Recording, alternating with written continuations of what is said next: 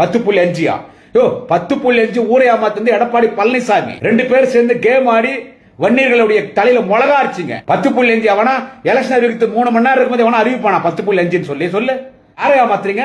அது ஜாதிவாரி கணக்கெடுப்பு நடத்தணும். இத்தனை மாநிலத்தில் அந்த மாநிலம் ஜாதிவாரி கணக்கெடுப்பு நடத்தி அவங்க பல்வேறு சமுதாயத்தை இடஒதுக்கீடு வழங்கும் பொழுது நீதிமன்றம் ரத்து பண்ணல.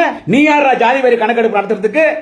நீதிமன்றம் கேட்டுச்சா? உச்ச நீதிமன்றம், ஒன்றிய அரசு, யூனியன் கவர்மெண்ட் அவங்க தான் ஜாதிவாரி கணக்கெடுப்பு நடத்தணும். நீ நடத்த செல்லாத ரத்து பண்ணிட்டான் இல்ல. அன்னைக்கு பிஜேபி தானே கூட்டணி, நீ அதிமுக எல்லாம் ஜாதிவாரி கணக்கெடுப்பு நடத்தாத அப்பாவி வன்னிய மக்களுடைய வாக்கை சூறையாடுவதற்கு நீயும் எல்லாரும் கேம் தான். நீ உங்க அப்பனும் எடப்பாடி பழனிசாமி சேர்ந்து ஆனது. நீங்க எல்லாம் சேர்ந்து அன்னைக்கு நம்ம சமுதாய வன்னிய சமுதாயத்தின் மக்களை ஏமாத்துறதுக்கு எலெக்ஷன் அறிவிக்கிறதுக்கு 3 மணி நேரம் இருக்கும் போது 10.5 ஊரே ஏமாத்துறீங்களா? ஓட்டு எல்லாம் வாங்கிக்கிறீங்க. 10.5 கொடுத்துட்டாரு எடப்பாடி. அப்ப டாக்டர் ஐயா வாங்கி கொடுத்துட்டாரு. நீங்க ஊரே ஏமாத்து அவங்களுக்கு என்ன தெரியும்? இந்த 3-4 மாசத்துல கோர்ட்டுக்கு போனாங்க, ரத்து பண்ணிட்டாங்க. ஊரை ஏமாத்துறது மோசடி பண்றது யாருன்னு கேட்டா இப்போ எடப்பாடி பழனிசாமி சொல்லு. உங்களுக்கு நீங்களே சொல்லிக்கீங்க. அப்பனும் புள்ளி கண்ணாடிக்கு முன்னால திமுகவும் அது இருக்கிற முதலமைச்சரே வன்னியர்களுக்கு எதிரானவர், வன்னியர்களுக்கு விரோதி யாருன்னு கேட்டா தளபதி ஸ்டாலின், அன்புமணி ராமதாஸ் சொல்றியே, உன் வாய்க்கு லக்குவா அடிக்காது.